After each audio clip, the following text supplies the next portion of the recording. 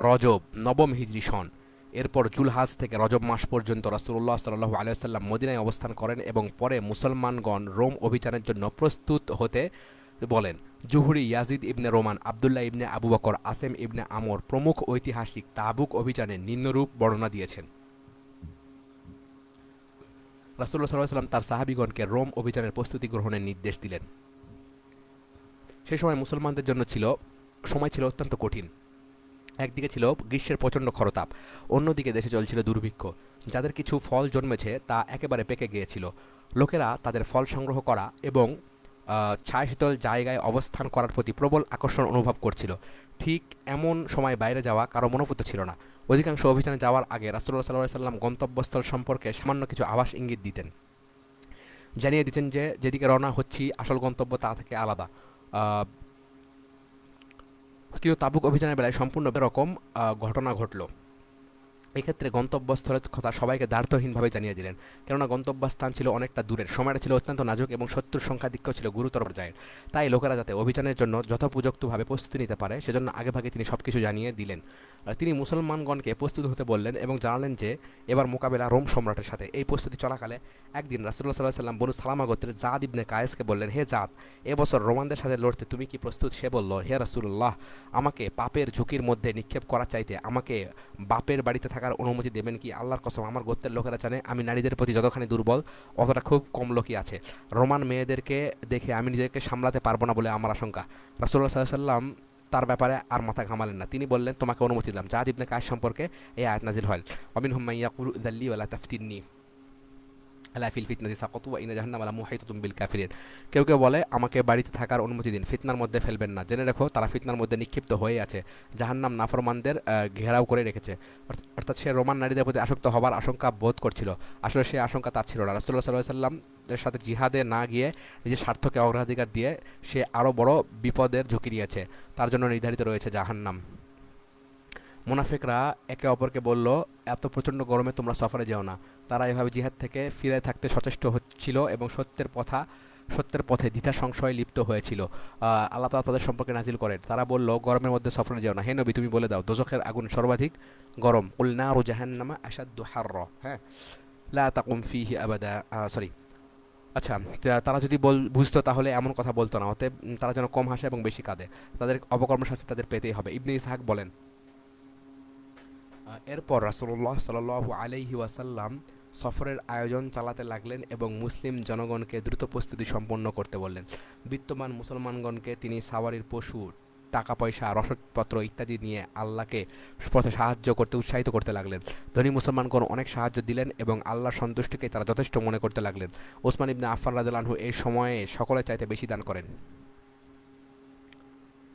আচ্ছা, ইবনে হিশাম বলেছেন, তাবুক অভিযাত্রী অভাবপীড়িত মুসলিম বাহিনীর জন্য 1000 দিনার দান করেন। এতে রাসূল সাল্লাল্লাহু আলাইহি ওয়াসাল্লাম এত খুশি হন যে তিনি দোয়া করেন, হে আল্লাহ, তুমি ওসমানের উপর সন্তুষ্ট হও, আমি তার উপর সন্তুষ্ট। আনসার ও অন্যান্যদের মধ্যে 7 জন মুসলমান রাসূলুল্লাহ সাল্লাল্লাহু আলাইহি সাল্লামের নিকট এসে সাওয়ারি জানোয়ার চাইলেন। তারা ছিলেন অত্যন্ত দরিদ্র। রাসূলুল্লাহ সাল্লাল্লাহু আলাইহি সাল্লাম তাদেরকে সাওয়ারির বাহন সরবরাহ করতে অক্ষমতা প্রকাশ করেন। ফলে তারা কেউ জিহাদে যেতে না পেরে কাঁদতে কাঁদতে ফিরে যান। ইতিহাসে এরা বাকাউন অর্থাৎ কন্দনকারী নামে পরিচিত। এরা হলেন বনু আমর ইবনে আউফ গোত্রের সালাম ইবনে উমায়ের, বনু হারিসার উলবা ইবনে জাইদ, বনু মাজেনের আবু লাইলা আব্দুর রহমান, বনু সালামার আমর ইবনে হুমাম ও আবদুল্লাহ ইবনে মোগাফাল মুজানি। কেউ কেউ বলেন আবদুল্লাহ ইবনে আমর, বনু ওয়াকেফের হারমি ইবনে আবদুল্লাহ ও বনু ফাজরার ইরবাদ ইবনে সারিয়া রাদিয়াল্লাহু আনহুম। বর্ণিত আছে, এদের মধ্যে দুজন আবু লাইলা আব্দুর রহমান ও আবদুল্লাহ বিন মোগাফফালকে কাঁদতে দেখে ইবনে ইয়ামিন উমায়ের জিজ্ঞেস করেন, তোমরা কাঁদছ কেন? তারা বলল, আমরা রাসূলুল্লাহ সাল্লাল্লাহু আলাইহি ওয়াসাল্লামের কাছে গিয়েছিলাম তাবুক অভিযানে যাওয়ার জন্য সাওয়ারি চাইতে, কিন্তু তিনি দিতে পারেননি।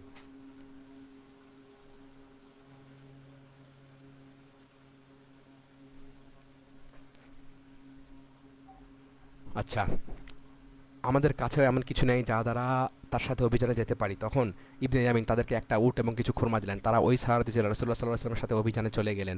বেদুইন মুসলমানদের একদল রাসূলুল্লাহ সাল্লাল্লাহু আলাইহি ওয়াসাল্লামের নিকট এসে নানা রকম ওজর পেশ করে এবং অভিযানে না যাওয়ার অনুমতি প্রার্থনা করে। আল্লাহ তাদেরকে অনুমতি দেননি। কারো কারো মতে তারা ছিল বনু গিফার গোত্রের লোক। রাসূলুল্লাহ সাল্লাল্লাহু আলাইহি সাল্লামের নেতৃত্বে সফর শুরু হলো। কিছু সংখ্যক নিষ্ঠাবান ও খালিস মুসলমান রাসূলুল্লাহ সাল্লাল্লাহু আলাইহি ওয়াসাল্লামের সাথে অভিযানে অংশগ্রহণ বিরত থাকেন। তাদের ঈমান সম্পর্কে কারো কোনো অভিযোগ ছিল না। কেবল সংকল্পের দৃঢ়তা দেখাতে না পারাই ছিল তাদের পিছিয়ে থাকার কারণ। মদিনার উপকণ্ঠে অবস্থিত পার্বত্য পথ সানিয়াতুল ওয়াদাতে তিনি সেনাবাহিনী চালিত করলেন। আব্দুল্লাহ ইবনে উবাই তার অধীনস্থ লোকদের রাসূলুল্লাহ সাল্লাল্লাহু আলাইহি সাল্লামের মূল বাহিনী থেকে বিচ্ছিন্ন করে সানিয়াতুল ওয়াদার নিচ দিয়ে যে পথ জুবাব পর্বতের দিকে গিয়েছে সেই পথে চালিত করলো। অনেকের মতে এই বাহিনীতে বিপুল সংখ্যক লোক ছিল। রাসূলুল্লাহ সাল্লাল্লাহু আলাইহি সাল্লাম তার বাহিনী অনেক দূরে এগিয়ে গেলে আব্দুল্লাহ ইবনে উবাই তার সহযাত্রী মুনাফিক ও সংশয়বাদীদের নিয়ে মদিনায় ফিরে গেল। রাসূলুল্লাহ সাল্লাল্লাহু আলাইহি সাল্লাম আলী ইবনে আবু তালেব রাদিয়াল্লাহু আনহুকে পরিবার পরিজনের তত্ত্বাবধানের জন্য রেখে গেলেন। তাকে তিনি পরিবার পরিজনের সাথে থাকতে বললেন। মুনাফিকরা তাকে কেন্দ্র করে নানা রকমের অপবাদ রটনা করলো। তারা বলতে লাগলো আলীকে অলস মনে করে তার থেকে অব্যাহতি লাভের জন্য রাসূলুল্লাহ সাল্লাল্লাহু আলাইহি সাল্লাম তাকে রেখে গিয়েছেন। মুনাফিকদের এইসব কথা শুনে আলী রাদিয়াল্লাহু আনহু অস্ত্রশস্ত্রে সজ্জিত হয়ে রাসূলুল্লাহ সাল্লাল্লাহু আলাইহি ওয়াসাল্লামের কাছে গেলেন। তিনি তখন মদিনা থেকে ৩ মাইল দূরে জুরুফ নামক স্থানে অবস্থান করছিলেন। সেখানে ওমর ইবনে খাত্তাব রাদিয়াল্লাহু আনহু ও মদিনার আরও অনেকের জমি জমা ছিল। আলী রাদিয়াল্লাহু আনহু বললেন, ইয়া রাসূলুল্লাহ, মুনাফিকরা মনে করেছে আপনি আমাকে অলস মনে করে আমার থেকে অব্যাহতি লাভের জন্য রেখে এসেছেন। রাসূলুল্লাহ সাল্লাল্লাহু আলাইহি ওয়াসাল্লাম বললেন, তারা মিথ্যা বলেছে। আমি তোমাকে আমার ও আমার পরিবারের দেখাশোনার জন্য রেখে এসেছি। হে আলী, মুসা আলাইহিস সালাম হারুন আলাইহিস সালামকে যে পর্যায়ে রেখেছিলেন তোমাকে যদি আমি সেই পর্যায়ে রাখি তাহলে তুমি খুশি নও? কারণ আমার পর আর কোনো নবী হবে না। একথা শোনার পর আলী রাদিয়াল্লাহু আনহু মদিনায় ফিরে গেলেন আর রাসূলুল্লাহ সাল্লাল্লাহু আলাইহি সাল্লাম অভিযানে রওনা হয়ে গেলেন। রাসূলুল্লাহ সাল্লাল্লাহু আলাইহি সাল্লামের নেতৃত্বে মুসলিম বাহিনী তাবুক অভিযানে রওনা হয়ে যাওয়ার বেশ কিছুদিন পর আবু খাইসামা রাদিয়াল্লাহু আনহু তার পরিবার পরিজনের কাছে ফিরে এলেন। দেখলেন তার 2 স্ত্রী বাগানের ভেতরে আর নিজ নিজ তাঁবুতে অবস্থান করছে। উভয় নিজ নিজ তাঁবুতে পানি ছিটিয়ে ঠান্ডা করে রেখেছে এবং স্বামীর জন্য পানি ঠান্ডা করে রেখেছে।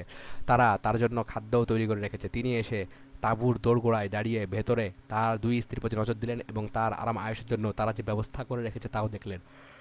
তখন স্বগতভাবে বললেন, রাসূলুল্লাহ সাল্লাল্লাহু আলাইহি সাল্লাম রোদ বাতাস ও গরমে কষ্ট পাচ্ছেন আর আবু খাইসামাকে ঠান্ডা ছায়ায় সুন্দরী নারীর সাহচর্যে নিজ ভূমি ও সহায় সম্পদের ভেতরে বসে খাদ্য খাবে? এটা কখনো ঠিক না, ঠিক হবে না। আল্লাহর কসম, আমি তোমাদের কারো তাঁবুতে ঢুকবো না। রাসূলুল্লাহ সাল্লাল্লাহু আলাইহি সাল্লামের কাছে যাব।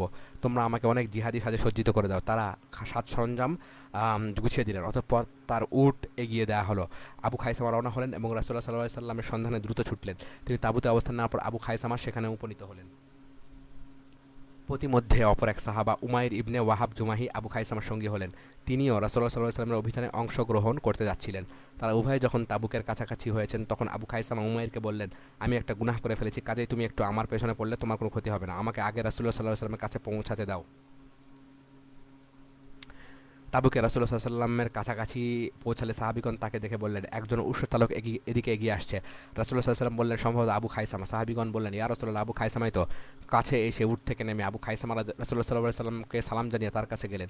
রাসূলুল্লাহ সাল্লাল্লাহু আলাইহি ওয়াসাল্লাম বললেন, হে আবু খাইসামা, তুমি উপযুক্ত কাজই করেছো। মূল শব্দটি আউলা এলাকা। পবিত্র কোরআনে কয়েক জায়গায় এই শব্দটি ব্যবহার হয়েছে। তাফসীরকারগণ কেউ কেউ এরূপ অর্থ করেছেন, তুমি ধ্বংসের নিকটবর্তী হয়েছিল। তবে এক্ষেত্রে সম্ভবত প্রথম অর্থটাই প্রযোজ্য, তোমার জন্য উপযুক্ত কাজই হয়েছে।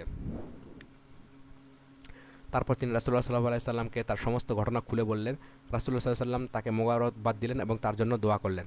তাবুক যাওয়ার পথে সামুদ জাতির বাসস্থান হিজর অতিক্রম করাকালে রাসূলুল্লাহ সাল্লাল্লাহু আলাইহি সাল্লাম সেখানে যাত্রা বিরতি করেন। কোনো কোনো সাহাবী সেখানকার কুয়া থেকে খাবার পানি সংগ্রহ করতে গেলে রাসূলুল্লাহ সাল্লাল্লাহু আলাইহি সাল্লাম সাবধান করে দেন যে এখানকার পানি কেউ পান করো না, তা দিয়ে অজু করো না। এখানকার পানি দিয়ে কেউ আটা বানিয়ে থাকলে তা ঘোড়াকে খেতে দাও, তোমরা খেও না। রাতে এখানে কেউ একাকী বের হয়েও না। প্রায় সকল সাহাবী রাসূলুল্লাহ সাল্লাল্লাহু আলাইহি ওয়াসাল্লামের নির্দেশ মেনে চলেন। কেবল বনু সায়েদা গোত্রের 2 জন রাতে একাকী বের হয়েছিলেন, একজন প্রকৃতির ডাকে সাড়া দিতে এবং অপরজন তার হারানো উটের সন্ধানে। যিনি প্রকৃতির ডাকে সাড়া দিতে গেলেন তিনি যে স্থানে প্রকৃতির ডাকে সাড়া দিতে গেলেন সেখানে বেহুশ হয়ে গেলেন। আর যিনি উটের সন্ধানে বেরোলেন তিনি প্রবল বাতাসে উড়ে গিয়ে তাই পর্বতে নিক্ষিপ্ত হলেন। রাসূলুল্লাহ সাল্লাল্লাহু আলাইহি ওয়াসাল্লামকে ব্যাপারটা জানানো হলে তিনি বললেন, আমি কি তোমাকে একাকী বেরোতে নিষেধ করিনি? অতঃপর যে ব্যক্তি পায়খানা করতে গিয়ে বেহুশ হয়ে পড়ে তিনি রাসূলুল্লাহ সাল্লাল্লাহু আলাইহি ওয়াসাল্লামের জন্য রাসূলুল্লাহ তার জন্য দোয়া করলেন, এতে তিনি সুস্থ হয়ে উঠলেন। আর যিনি তাই পর্বতে নিক্ষিপ্ত হয়েছিল তাকে তাই গোত্রের লোকেরা রাসূলুল্লাহ সাল্লাল্লাহু আলাইহি ওয়াসাল্লামের মদিনা ফিরে যাওয়ার পথে তার কাছে পৌঁছিয়ে দেন। পরদিন সকালে দেখা গেল কাফেলায় কারো কাছে এক ফোঁটা পানিও নেই। রাসূলুল্লাহ সাল্লাল্লাহু আলাইহি সাল্লামকে তা জানানো হলে তিনি আল্লাহর কাছে দোয়া করলেন। আল্লাহ একখণ্ড মেঘ পাঠিয়ে বৃষ্টি বর্ষণ করলেন এবং তাতে সকলের প্রয়োজন পূর্ণ হলো। তাই সবাই পরবর্তী সময়ের জন্য প্রয়োজনীয় পানীয় সংগ্রহ করে রাখলেন। তাবুক যাওয়ার পথে আরেকবার রাসূলুল্লাহ সাল্লাল্লাহু আলাইহি ওয়াসাল্লামের উট হারিয়ে গেল। সাহাবীগণ উট খুঁজতে বেরোলেন। এই সময় রাসূলুল্লাহ সাল্লাল্লাহু আলাইহি ওয়াসাল্লামের নিকট উমারা ইবনে হাজম নামে আকাবার বাইয়াতে ও বদর যুদ্ধে অংশগ্রহণকারী জনক সাহাবী ছিলেন। তিনি ছিলেন আবু আমরের বিশিষ্ট প্রবীণ ব্যক্তি। তার দলের ভেতরে জাইদ ইবনে লুসাইত নামক বনু কাইনুকা গোত্রের জনক মুনাফিক ছিল। উমারা রাসূলুল্লাহ সাল্লাল্লাহু আলাইহি ওয়াসাল্লামের কাছে উপস্থিত থাকা অবস্থায় তার দলবলের কাছে বসে উক্ত জাইদ ইবনে লুসাইদ বলতো, আচ্ছা, মুহাম্মদ তো দাবি করেন যে তিনি নবী এবং তিনি তোমাদেরকে আকাশের খবর জানান, তিনি এতটুকু জানেন না যে তার উট কোথায়? ঠিক সেই মুহূর্তেই রাসূলুল্লাহ সাল্লাল্লাহু আলাইহি সাল্লাম উমার রাদিয়াল্লাহু উপস্থিতি বললেন, একজন লোক বলছে যে মুহাম্মদ সাল্লাল্লাহু আলাইহি ওয়াসাল্লাম নিজেকে নবী বলে দাবি করে থাকেন এবং তোমাদেরকে আসমানের খবরে জানান, তাহলে তিনি কেন তার উট কোথায় তা জানেন না? আল্লাহর কসম, আল্লাহ যেটুকু আমাকে জানিয়েছেন সেটুকু ছাড়া আমি কিছু জানি না। আল্লাহ আমাকে উটের সন্ধান দিয়েছেন, এই উপত্যকার ভেতরেই তা অমুক জায়গায় রয়েছে। একটি সাহাবী একটি গাছের সাথে তার লাগাম আটকে গেছে, তোমরা গিয়ে উটটাকে নিয়ে এসো। সাহাবীগণ গিয়ে উট ধরে আনলেন। অতঃপর উমার রাদিয়াল্লাহু তার দরবারের কাছে ফিরে গেলেন, গিয়ে বললেন, রাসূলুল্লাহ সাল্লাল্লাহু আলাইহি ওয়াসাল্লাম এইমাত্র আমাদের কাছে এক বিষয়ক খবর জানালেন। আমাদের বাহিনীর মধ্যে কে নাকি এরূপ কথা বলেছে এবং আল্লাহ তাকে জানিয়ে দিয়েছেন। তিনি এই বলে তিনি জায়েদ ইবনে লুসাইদের কথা ব্যক্ত করলেন। তখন উমার দলের একজন যিনি দলের অভ্যন্তরে ছিলেন এবং রাসূলুল্লাহ সাল্লাল্লাহু আলাইহি ওয়াসাল্লামের নিকট যাননি, বললেন, আল্লাহর কসম, জায়েদ এই কথা বলেছে। তখন উমার জায়েদের কাছে এগিয়ে গিয়ে তার ঘাড়ে আঘাত করে বললেন, হে আল্লাহর বান্দারা, আমার কাছে এসো, আমার কাফেলায় একটা সাপ লুকিয়ে আছে, আমি তা জানতেও পারিনি। হে আল্লাহ দুশমন, বেরিয়ে বেরিয়ে যা আমার কাফেলা থেকে, আমার সাথে আর থাকিস না। বর্ণিত আছে এরপর জায়েদ তাওবাহ করেছিল। আবার কেউ কেউ বলেন মৃত্যুকাল পর্যন্ত এই জায়েদ মুনাফিক অব্যাহত রাখার দায়ে অভিযুক্ত ছিল। যাত্রাপথে মাঝে মাঝে দুই একজন মুসলিম বাহিনী থেকে বিচ্ছিন্ন হয়ে ফিরে যাচ্ছিল। মুসলমানগণ এ ধরনের কোনো লোকের ফিরে যাওয়ার কথা জানালেন। রাসূলুল্লাহ সাল্লাল্লাহু আলাইহি ওয়াসাল্লাম বলতে, যেতে দাও, তার মধ্যে যদি সত্যপ্রীতি থাকে তাহলে আল্লাহ আবার তাকে তোমাদের কাছে ফিরিয়ে আনবেন, অন্যথায় আল্লাহ তার সাহায্য থেকে তোমাদেরকে অব্যাহতি দিলেন। ভালোই হলো। একসময় বলা হলো, ইয়া রাসূলুল্লাহ, আবু জারও পিছিয়ে গেছে, তার উট তাকে পিছিয়ে দিয়েছে। রাসূলুল্লাহ সাল্লাল্লাহু আলাইহি ওয়াসাল্লাম বললেন, পিছিয়ে যায় তো যাক, যদি তার মধ্যে কল্যাণ থাকে তাহলে আল্লাহ তাকে তোমাদের মধ্যে ফিরিয়ে আনবেন, আর যদি তা না হয় তাহলে মনে করবে আল্লাহ তোমাদেরকে তার হাত থেকে রেহাই দিয়েছেন। আবু জার রাদিয়াল্লাহু তার উটকে দ্রুত চালানোর জন্য অনেক চেষ্টা করলেন, কিন্তু তাতে কোনো ফলদায়ী হলো না। অজ্ঞতা তিনি নিজের সাজ সরঞ্জাম ও রসদপত্র ঘাড়ে করে রাসূলুল্লাহ সাল্লাল্লাহু আলাইহি ওয়াসাল্লামের পদানুসরণ করে হাঁটতে শুরু করলেন। রাসূলুল্লাহ সাল্লাল্লাহু আলাইহি ওয়াসাল্লাম এক জায়গায় এসে যাত্রা বিরতি করলে তিনি তার সাথে এসে মিলিত হলেন। রাসূলুল্লাহ সাল্লাল্লাহু আলাইহি ওয়াসাল্লাম তাকে একাকে হেঁটে আসতে দেখে বললেন, আল্লাহ আবু জারের উপর রহমত বর্ষণ করুন, সে একাই চলে, একাই মরবে এবং পুনরায় একই আল্লাহর সামনে হাজির হবে। আব্দুল্লাহ ইবনে মাসউদ বলেন, উসমান রাদিয়াল্লাহু আনহু তার খেলাফতকালে যখন আবু জারকে রাদিয়াল্লাহু আনহুকে রাবজাতে নির্বাসন দেন, ওসমান রাদিয়াল্লাহু আনহু রাবজাকে নির্বাসন দিয়েছিলেন আবু জার রাদিয়াল্লাহু আনহু, সেখানে তার স্ত্রী ও ভৃত্য ছাড়া আর কেউ ছিল না। তিনি তাদেরকে এই বলে ওসিয়ত করেন যে, আমি মারা গেলে তোমরা আমাকে গোসল ও কাফন দিয়ে রাস্তার উপর রেখে দিও। অতঃপর সর্বপ্রথম যে কাফিলা তোমাদের কাছ দিয়ে যাবে তাকে বলবে, এই লোকটি রাসূলুল্লাহ সাল্লাল্লাহু আলাইহি সাল্লামের সাহাবী আবু জার, তাকে দাফন করতে করতে তোমরা আমাদের সাহায্য করো। মৃত্যুর পরে স্ত্রী ও ভৃত্য ওসিয়ত মোতাবেক কাজ করলেন এবং তার লাশ রাস্তার উপর রেখে দিলেন। এই সময় ইরাক থেকে একদল উমরাহ যাত্রীর সাথে আব্দুল্লাহ ইবনে মাসউদ রাদিয়াল্লাহু যাচ্ছিলেন। দলটি রাস্তার উপর পড়ে থাকা লাশটি দেখে থমকে দাঁড়ালো। অল্পের জন্য তা দলের উটের পদতলে পিষ্ট হওয়ার হাত থেকে রক্ষা পায়। ভিতরে তাদের সামনে দাঁড়িয়ে বলে, তিনি রাসূলুল্লাহ সাল্লাল্লাহু আলাইহি ওয়াসাল্লামের সাহাবী আবু জার রাদিয়াল্লাহু আনহু, তাকে দাফন করতে আমাদের সাহায্য করুন। আব্দুল্লাহ ইবনে মাসউদ কাঁদতে লাগলেন, বললেন, রাসূলুল্লাহ সাল্লাল্লাহু আলাইহি ওয়াসাল্লাম সত্যি বলেছেন, তুমি একাই চলো, একাই মরবে, একাই পুনরুজ্জীবিত হবে। অতঃপর তিনি ও তার সহযাত্রীরা নেমে তাকে দাফন করলেন। অতঃপর আব্দুল্লাহ ইবনে মাসউদ তাদেরকে তাবুক যাত্রাপথে আবু জার রাদিয়াল্লাহু আনহু ঘটনা ও তাকে রাসূলুল্লাহ সাল্লাল্লাহু আলাইহি ওয়াসাল্লাম যে কথা বলেছিলেন তা বর্ণনা করলেন। রাসূলুল্লাহ সাল্লাল্লাহু আলাইহি ওয়াসাল্লাম তাবুকে পৌঁছালে আয়লা শাসক ইউহান্না ইবনে রোবা তার কাছে হাজির হয়ে জিজিয়া দিয়ে সন্ধি করল। অনুরূপভাবে যাররা আজ রুহুর অধিবাসীরাও এসে জিজিয়া দিল। রাসূলুল্লাহ সাল্লাল্লাহু আলাইহি ওয়াসাল্লাম তাদেরকে নিম্নরূপ সন্ধিপত্র লেখেন, বিসমিল্লাহির রহমানির রহিম, আল্লাহ এবং তার রাসূল মুহাম্মদের তরফ থেকে ইউহান্না ইবনে রোবা ও আয়লাবাসীর জন্য এবং তাদের সকল নৌ ও স্থলযানসমূহের জন্য নিরাপত্তা ঘোষণা করা যাচ্ছে। তাদের জন্য তাদের সহযোগী সিরিয়া ও ইয়ামান ও সাগরবাসীর নিরাপত্তার জন্য আল্লাহ তার রাসূল পূর্ণ দায়িত্ব গ্রহণ করেছেন। কেউ যদি এই সন্ধির বরখেলাপ কিছু করে তবে সে তার অর্থবিত্ত বলে শাস্তি থেকে অব্যাহতি লাভ করতে পারবে না। যে যার ক্ষতি সাধন করবে তার কাছ থেকে প্রতিশোধ গ্রহণ করা তার জন্য বৈধ হবে। তারা যে কোনো জলাশয়ের পানি ব্যবহার করতে পারবে এবং যে কোনো নৌ ও স্থলপথে চলাচল করতে পারবে, তাতে কেউ বাধা দিতে পারবে না। দুমাস শাসনকর্তা উকাইদের নিকট রাসূলুল্লাহ সাল্লাল্লাহু আলাইহি ওয়াসাল্লাম কর্তৃক খালিদ ইবনে ওয়ালিদকে প্রেরণ। অতঃপর রাসূলুল্লাহ সাল্লাল্লাহু আলাইহি ওয়াসাল্লাম খালিদ ইবনে ওয়ালিদকে দুমাতুল জান্দানের শাসক উকাইদের ইবনে আব্দুল মালিকের নিকট প্রেরণ করলেন। উকাইদের কান্দা গোত্রের একজন খ্রিস্টান ছিল এবং সেখানকার বাদশা ছিল। রাসূলুল্লাহ সাল্লাল্লাহু আলাইহি ওয়াসাল্লাম খালিদকে বলে দিলেন, তুমি গিয়ে দেখবে উকাইদের গরু শিকার করছে। গ্রীষ্মের জ্যোৎস্না রাতে উকাইদের যখন ছাদের উপর স্ত্রীসহ বসেছিল, তখন খালিদ তার দুর্গের দৃষ্টিসীমার ভেতরে পৌঁছে গেলেন।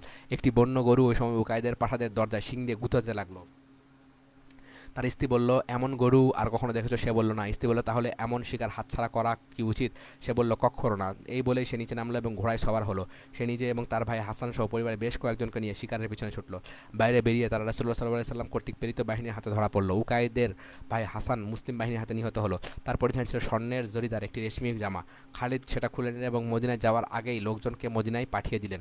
আনাস ইবনে মালিক রাদিয়াল্লাহু আনহু বলেন, উকাইদের জামা রাসূলুল্লাহ সাল্লাল্লাহু আলাইহি ওয়াসাল্লামের নিকট পৌঁছানো হয়েছে, তা আমি দেখেছি। মুসলমানগণ তা হাত দিয়ে স্পর্শ করে বিস্মিত হচ্ছিল দেখে রাসূলুল্লাহ সাল্লাল্লাহু আলাইহি ওয়াসাল্লাম বললেন, এইটা দেখে অবাক হয়ে যাচ্ছ? আল্লাহর কসম, জান্নাতে সাদ ইবনে মুআযের যে রুমাল রয়েছে তা এর চেয়ে ভালো। ইবনে ইসহাক বলেন, খালিদ উকাইদকে রাসূলুল্লাহ সাল্লাল্লাহু আলাইহি সাল্লামের কাছে নিয়ে গেলেন। তিনি তাকে পানির নিরাপত্তা দিয়ে জিজিয়ার বিনিময়ে সন্ধি করলেন এবং মুক্ত করে দিলেন। সে তার এলাকায় ফিরে গেল। রাসূলুল্লাহ সাল্লাল্লাহু আলাইহি সাল্লাম তাবুক থেকে তা আরও সম্মুখে অগ্রসর হলেন না, বরং সেখানে 10 দিন অবস্থান করলেন। তারপর মদিনায় ফিরে এলেন। প্রতিমধ্যে ওয়াদিউল মুশাক্কাক উপত্যকার একটি ক্ষুদ্র পাহাড়ি ঝর্ণা ছিল। ওয়াদিউল মুশাক্কাক উপত্যকার একটি ক্ষুদ্র পাহাড়ি ঝর্ণা ছিল। তার পানি দ্বারা বড়জোর 2 বা 3 জন পথিকের পিপাসা নিবৃত্ত হতে পারে। রাসূলুল্লাহ সাল্লাল্লাহু আলাইহি সাল্লাম বললেন, আগে যারা ওই উপত্যকায় পৌঁছাবে তারা যেন আমরা না আসা পর্যন্ত পানি পান না করে অপেক্ষা করে। কিন্তু সবার আগে একদল মুনাফিক সেখানে পৌঁছে এবং যেটুকু পানি ছিল সেটুকু পান করে ফেলে। রাসূলুল্লাহ সাল্লাম এসে পৌঁছাতে দেখলেন একটুও পানি নেই। তিনি বললেন, আমাদের আগে এখানে কে এসেছে? তাকে জানানো হলো যে অমুক অমুক সেখানে এসেছে। তিনি বললেন, আমি তো নিষেধ করেছিলাম যে আমি এসে পৌঁছার আগে কেউ পানি পান করবে না। অতঃপর তিনি ওই মুনাফিকদের অভিশাপ ও বদ্দোয়া করেন। তারপর তিনি সওয়ারি থেকে নেমে পাহাড়ের পাদদেশে হাত রাখলেন। তৎক্ষণাৎ আল্লাহর ইচ্ছায় বিপুল পরিমাণ পানি গড়িয়ে পড়তে থাকলো। আল্লাহর কাছে দোয়া করলেন। সঙ্গে সঙ্গে বিদ্যুৎ চমকের মতো প্রবল গর্জনে পানির ফোয়ারা ছুটল। লোকেরা তৃপ্ত হয়ে পানি পান ও অন্যান্য প্রয়োজন পুরো করলো। রাসূলুল্লাহ সাল্লাল্লাহু আলাইহি ওয়াসাল্লাম বললেন, তোমরা যদি দীর্ঘ আয়ু পাও তাহলে ভবিষ্যতে এই উপত্যকার খ্যাতি শুনতে পাবে এবং এই উপত্যকার পানি আশেপাশের এলাকাকে উর্বর করে তুলবে। ইবনে ইসহাক বর্ণনা করেন, আবু রুহাম গিফারির ভ্রাতুষ্পুত্র ইবনে উকাইমা লাইসি এবং লাইসি থেকে ইবনে সুহাব জুহরি বর্ণনা করেছেন যে আবু রুহাম কুলসুম ইবনে হুসাইন, যিনি বায়াতুর রিদওয়ানে অংশগ্রহণকারী অন্যতম সাহাবী ছিলেন, তিনি বলেছেন, আমি রাসূলুল্লাহ সাল্লাল্লাহু আলাইহি ওয়াসাল্লামের সঙ্গে তাবুক অভিযানে যোগদান করেছিলাম, তার সাথে সফর করেছিলাম। একদিন রাতে যখন তাবুকের পার্শ্ববর্তী আখদার অতিক্রম করছিলাম, তখন আল্লাহ আমাদের উপর ঘুম চাপিয়ে দিলেন। যেহেতু আমার সাওয়ারি রাসূলুল্লাহ সাল্লাল্লাহু আলাইহি সাল্লামের সাওয়ারির একেবারে নিকটবর্তী ছিল এবং দুটো কাছাকাছি হলে রাসূলুল্লাহ সাল্লাল্লাহু আলাইহি সাল্লামের পায়ে আমার সাওয়ারির আঘাত লাগতে পারে, এই আশঙ্কায় আমি জেগে থাকতে এবং আমার সাওয়ারিকে রাসূলুল্লাহ সাল্লাল্লাহু আলাইহি ওয়াসাল্লামের সাওয়ারি থেকে দূরে রাখতে প্রাণপণ চেষ্টা করছিলাম। এই অবস্থায় প্রতিমধ্যে রাতের একাংশে আমার ঘুম অদম্য হয়ে উঠল। সঙ্গে সঙ্গে আমার সাওয়ারি রাসূলুল্লাহ সাল্লাল্লাহু আলাইহি সাল্লামের সাওয়ারির সাথে গায়ে গায়ে লেগে গেল। রাসূলুল্লাহ সাল্লাল্লাহু আলাইহি সাল্লামের শব্দে আমি জেগে উঠলাম। বললাম, ইয়া রাসূলুল্লাহ, আমার জন্য আল্লাহর কাছে ক্ষমা প্রার্থনা করো। তিনি বললেন, চলতে থাকো। রাসূলুল্লাহ সাল্লাল্লাহু আলাইহি ওয়াসাল্লাম বনু গিফারের কে কে অভিযানে আসেনি তা জিজ্ঞেস করতে লাগলেন, আর আমি তার জবাবে যেসব লোক আসেন তাদের নাম বলতে লাগলাম। তিনি বললেন, পাতলা দাড়ি ও ভ্রুওয়ালা লম্বা লালচে বর্ণের লোকগুলোর খবর কি? আমি তাকে তাদের না আসার কথা বললাম। তিনি বললেন, সবলদেহী খর্বাকার কালো লোকগুলো কি করেছে? আমি বললাম, আমাদের মধ্যে এ ধরনের কাউকে আমি দেখছি না। তিনি বললেন, হিজাজের গিফার ও আসলামের বস্তি এলাকায় যাদের বিপুল সম্পদ রয়েছে, আমি তাদের কথা বনু গিফারের প্রসঙ্গেই স্মরণ করতে চেষ্টা করছিলাম, কিন্তু মনে পড়েনি। অবশেষে আমার মনে পড়লো যে তারা বনু আসলামের একটা গোষ্ঠী যাদের সাথে আমাদের মৈত্রীবন্ধন ছিল। আমি বললাম, ইয়া রাসূলুল্লাহ, তারা বনু আসলামের একটা গোষ্ঠী যারা আমাদের মিত্র ছিল। রাসূলুল্লাহ সাল্লাল্লাহু আলাইহি ওয়াসাল্লাম বললেন, তারা অন্তত নিজেদের একটা উট দিয়ে একজন মক্ষম যোদ্ধাকে আল্লাহর পথে জিহাদ আসতে সাহায্য করতে পারত। এতে তাদের কোনো বাধা ছিল না। আমার সঙ্গীদের ভেতরে আর যাই করুক, কুরাইশ, মুহাজির, আনসার, বনু গিফার ও বনু আসলামের লোকদের আমার সাথে না আসা তো আমার কাছে সবচেয়ে বেশি কষ্টদায়ক। নবম হিজরি রমজান মাসে বনু সাকিব করতে প্রতিনিধি দলের আগমন ও ইসলাম গ্রহণ। ইবনে ইসহাক বলেন, রাসূলুল্লাহ সাল্লাল্লাহু আলাইহি সাল্লাম রমজান মাসে তাবুক থেকে মদিনায় ফিরে আসেন এবং সেই মাসেই তার কাছে বনু সাকিব করতে প্রতিনিধি দল আসে। এই প্রতিনিধি দল আগমনের পটভূমি এই যে, ইতিপূর্বে রাসূলুল্লাহ সাল্লাল্লাহু আলাইহি সাল্লাম যখন তায়েফ থেকে মদিনায় ফিরে আসেন, তখন উরওয়া ইবনে মাসউদ সাকাফি তার পিছু পিছু আসেন। মদিনায় পৌঁছার আগেই তিনি রাসূলুল্লাহ সাল্লাল্লাহু আলাইহি সাল্লামের সাথে মিলিত হন এবং ইসলাম গ্রহণ করেন। অতঃপর তিনি ইসলাম প্রচারের উদ্দেশ্যে নিজ গোত্রে ফিরে যাওয়ার জন্য রাসূলুল্লাহ সাল্লাল্লাহু আলাইহি সাল্লামের নিকট অনুমতি চাইলেন। রাসূলুল্লাহ সাল্লাল্লাহু আলাইহি সাল্লাম বললেন, ওরা তোমাকে হত্যা করবে। তিনি বনু সাকিফ গোত্রের গোয়ার্তুমি ও একগুমের কথা জানতেন। তিনি এও জানতেন যে তারা নিজস্ব কোনো লোকের দাওয়াত অগ্রাহ্য করতে অভ্যস্ত। কিন্তু ওরা বলেন, ইয়া রাসূলুল্লাহ, আমি তাদের কাছে নবজাগত শিশুর চেয়েও প্রিয়। তিনি প্রকৃত তাদের কাছে অনুপ্রিয় ও মান্যগণ্য ছিলেন। অনন্তর তিনি নিজ গোত্রের কাছে ফিরে গিয়ে তাদেরকে ইসলাম গ্রহণের আহ্বান জানালেন। তার আশা ছিল গোত্রের মধ্যে তার যতখানি মর্যাদা প্রভাব প্রতিপত্তি রয়েছে তাতে কেউ হয়তো তার বিরোধিতা করবে না। তিনি নিজ গোত্রের ছাদের উপর থেকে গোত্রের লোকদের যথাযথ দাওয়াত দিয়ে ও নিজের ইসলাম গ্রহণের কথা জানিয়ে যখন তাদের দিকে তাকাচ্ছিলেন তখন চারদিক থেকে তাকে লক্ষ্য করে তীর নিক্ষেপ করা হয়। একটি তীর তাকে আঘাত করে এবং তিনি শহীদ শাহাদত বরণ করেন। বনু মালিকের মতে তাকে হত্যা করে বনু সালেম ইবনে মালিকের আওস ইবনে আউফ। তাহলে হত্যা করে আউস ইবনে আউফ, যার গোত্র ছিল বনু সালেম ইবনে মালিক। এবং তার মৃত্যুদের মতে তাকে হত্যা করে বনু আত্তাব ইবনে মালিকের ওয়াহাব ইবনে জাবের।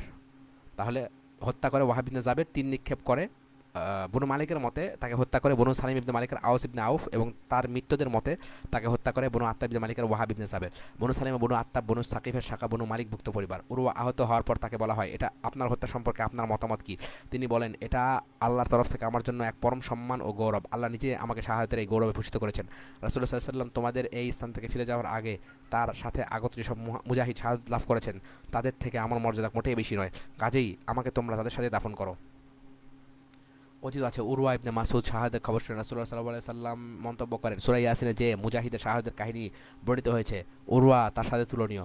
উরওয়াকে হত্যা করার পর 1 মাস বনু সাকিব পরিস্থিতি পর্যবেক্ষণ করলো। তারপর তারা একটা পরামর্শে বৈঠকে মিলিত হলো। তারা স্থির করলো চারপাশের গোটা আরব জাতি যেখানে ইসলাম গ্রহণ করেছে সেখানে বনু সাকিব একাকী তাদের সাথে যুদ্ধ করে টিকে থাকতে সক্ষম নয়। এই সিদ্ধান্তের পরিপ্রেক্ষিতে তারা স্থির করলো যে পূর্বে যেমন তারা উরওয়াকে পাঠিয়েছিল তেমনি এবার আরেকজনকে রাসূলুল্লাহ সাল্লাল্লাহু আলাইহি সাল্লামের কাছে পাঠাবে। এই উদ্দেশ্যে তারা উরওয়া ইবনে মাসউদের সমবয়সী জনক আবদে ইয়ালিল ইবনে আমরের সাথে আলাপ করলো এবং তাকে বনু সাকিফের প্রতিনিধি হয়ে রাসূলুল্লাহ সাল্লাল্লাহু আলাইহি ওয়াসাল্লামের কাছে যাওয়ার জন্য অনুরোধ করলো। কিন্তু সে অনুরোধ প্রত্যাখ্যান করলো। তার আশঙ্কা ছিল যে সে যখন রাসূলুল্লাহ সাল্লাল্লাহু আলাইহি ওয়াসাল্লামের নিকট থেকে ফিরে আসবে তখন বনু সাকিফ উরওয়ার সাথে যে আচরণ করেছে তার সাথে অনুরূপ আচরণ করবে। সে বলল, আমার সাথে যদি আরও কয়েকজন লোক পাঠাও তাহলে আমি রাজি আছি, অন্যথায় নয়। অবশেষে তারা ঠিক করলো আবদু ইয়ালির সাথে মিত্র গোত্রগুলো থেকে 2 জন এবং বনু মালিক থেকে 3 জন, মোট 6 জনকে পাঠাবে। এই সিদ্ধান্ত অনুসারে আবদু ইয়ালির সাথে বনু মুআত্তাব পরিবারের হাকাম ইবনে আমর ও সুরাহবিল ইবনে গাইলানকে, এবং বনু মালিক গোত্র থেকে বনু ইয়াসার পরিবারের উসমান ইবনে আব্দুল আস, বনু সালিম পরিবার থেকে আউস ইবনে আউফকে এবং বনু হারিস পরিবারের নুমাইর ইবনে খারাসাকে পাঠালো। আবদে আলী দলনেতা হিসেবে তাদের নিয়ে রওনা হলো। সে উরওয়া ইবনে মাসউদের ভাগ্যবরণের ঝুঁকি মুক্ত হবার অভিপ্রায়ে এই লোকদের সাথে নিল যাতে প্রত্যেকে তায়েফে ফিরে নিজ নিজ গোষ্ঠীকে এতে জড়িত করতে পারে। প্রতিনিধি দল মদিনার নিকটবর্তী হলে একটি ঝর্ণার পাশে রাসূলুল্লাহ সাহাবাগণের কেউ কেউ চড়ানোর সময় মুগিরা ইবনে সুবাহ রাদিয়াল্লাহু আনহুকে দেখতে পেল। ওই উটগুলো পালাক্রমে চড়ানোর দায়িত্ব সাহাবীদের মধ্যে ভাগ করা ছিল এবং ওই সময়কার পালা ছিল মুগিরার। তাদের সাথে সাক্ষাৎ হওয়ার পর মুগিরা উটগুলোকে বনু সাকিফের প্রতিনিধিদের কাছে রেখে ছুটে গেলেন এবং রাসূলুল্লাহ সাল্লাল্লাহু আলাইহি সাল্লামকে তাদের আগমনের সুসংবাদ শোনার জন্য। মুগিরা রাদিয়াল্লাহু আনহু রাসূলুল্লাহ সাল্লাল্লাহু আলাইহি সাল্লামের সাথে সাক্ষাৎ করার আগে আবু বকর সিদ্দিক রাদিয়াল্লাহু আনহুর সাথে দেখা হলো। তিনি তাকে জানালেন যে বনু সাকিফের প্রতিনিধিরা ইসলাম গ্রহণ করতে এসেছে, তবে তারা চায় রাসূলুল্লাহ সাল্লাল্লাহু আলাইহি সাল্লাম যেন তাদেরকে কিছু সুযোগ সুবিধা দেন এবং তাদের ধন সম্পদ জমি জমা ও অধিবাসীদেরকে নিরাপত্তা নিশ্চিত করে একটা অঙ্গীকারপত্র লিখে দেন। আবু বকর রাদিয়াল্লাহু আনহু মুগিরা রাদিয়াল্লাহু আনহুকে বললেন, আমি আল্লাহর নামে অনুরোধ করছি তুমি রাসূলুল্লাহ সাল্লাল্লাহু আলাইহি সাল্লাম আচ্ছা এইখান থেকে আমরা পড়বো। হ্যাঁ, আবু বকর যে কথা বলেছিলেন সামনে ভিডিওতে আমরা এখান থেকে দেখবো ইনশাআল্লাহ।